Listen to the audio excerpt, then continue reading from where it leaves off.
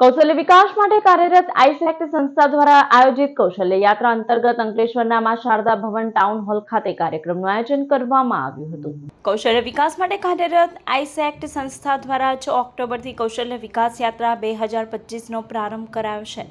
આ યાત્રા 20 રાજ્યોના 300 જિલ્લામાં અને 500 શાળાઓ કોલેજોમાં પહોંચશે। જે અંતર્ગત આ યાત્રા અંકલેશ્વરના મા શારદા ભવન ખાતે આવી પહોંચતા કાર્યક્રમનું આયોજન કરવામાં આવ્યું હતું। આ યાત્રાનો હેતુ એઆઈ લિટરેસી મિશન, ડિજિટલ કૌશલ્ય અને કરિયર માર્ગદર્શન દ્વારા યુવાનોને ટેકનોલોજી સાથે જોડવાનો છે। આયોજન દરમિયાન મફત AI seminar, workshop, career counselling અને ટેક પ્રદર્શન યોજાઈ રહ્યા છે। એનએસડીસી દ્વારા માન્ય 250થી વધુ કોર્સ અંગે માહિતી આપવામાં આવી રહી છે।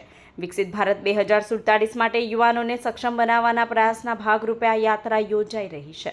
કૌશલ વિકાસ યાત્રાની 2025ની યાત્રા અમે 6 તારીખથી ગાંધીનગરથી શરૂ કરી છે। આ યાત્રાનું મેઇન મિશન છે આર્ટિફિશિયલ ઇન્ટેલિજન્સ લિટરસી મિશન, એટલે કે એઆઈ વિશેનું સાક્ષરતા મિશન છે, જે બાળકોને આવનાર સમયમાં એઆઈ તેમના એજ્યુકેશનમાં કઈ રીતે ઉપયોગી નીકળશે, તેમના કેરિયર માટે કઈ રીતે ઉપયોગી બનશે અને કેરિયરની સાથે સાથે એમનું બ્રાઇટ ફ્યુચર કઈ રીતે, કઈ દિશામાં આગળ વધવું, એમની લાઈફમાં એજ્યુકેશનમાં કઈ રીતે એઆઈનું ઇમ્પોર્ટન્સ છે, એનું એક માર્ગદર્શક તરીકે કૌશલ વિકાસ યાત્રામાં અમે આ થીમ સાથે 6 થી 15 ઓક્ટોબરે સમગ્ર ગુજરાતમાં નીકળ્યા છીએ।